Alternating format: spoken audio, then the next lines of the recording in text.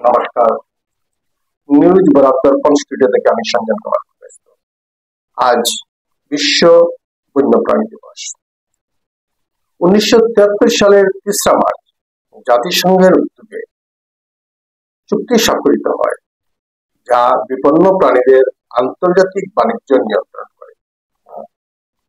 2013 সালে জাতিসংঘ সাধারণ পরিষদ 3 মার্চকে বিশ্ব বন্যপ্রাণী দিবস হিসাবে স্বীকৃতি ঘোষণা করে।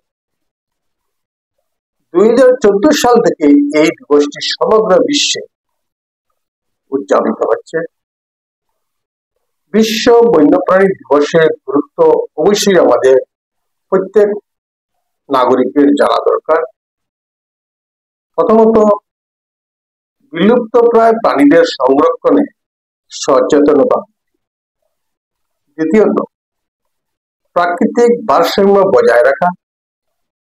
তৃতীয়ত, অবৈধ বন্যপ্রাণী শিকার ও পাচারের বিরুদ্ধে প্রচারণা।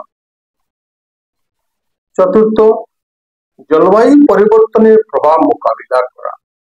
পঞ্চম, জৈব বৈচিত্র্য রক্ষায় স্থানীয় ও আন্তর্জাতিক সহযোগিতা বাড়ানো।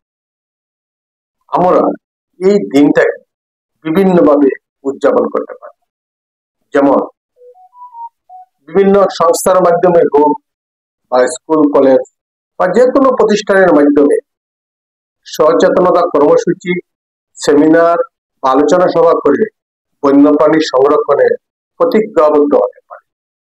এছাড়াও প্রকৃতি ও বন্যপ্রাণী সম্পর্কিত ফটোগ্রাফি বা চিত্রাঙ্কন এই সকল প্রতিযোগিতামূলক অ্যাক্টিভিটিস করে দেশের জনগণকে আমরা সচেতন করতে পারি, যাতে এই অসহায় বন্যপ্রাণীদের সংরক্ষণ সার্থক হয়ে ওঠে এবং আজকের এই দিনটি আমরা যেন প্রত্যেক ভারতবাসী বা সমগ্র বিশ্ববাসী এই দিনটাকে অবশ্যই পালন করি, যাতে আমরা এই অসহায় বন্যপ্রাণী যারা আছে, যারা নিজেদের সংরক্ষণ, নিজেদের খাদ্য আহরণ, নিজেদের বাঁচা বাড়ার জন্য তারা নিজেরাই চেষ্টা করে, কিন্তু আমরা মানুষ হয়ে আমরা নিজেদের সংরক্ষণ আমরা করছি, কিন্তু বন্যপ্রাণীদের সংরক্ষণ কারা করবে?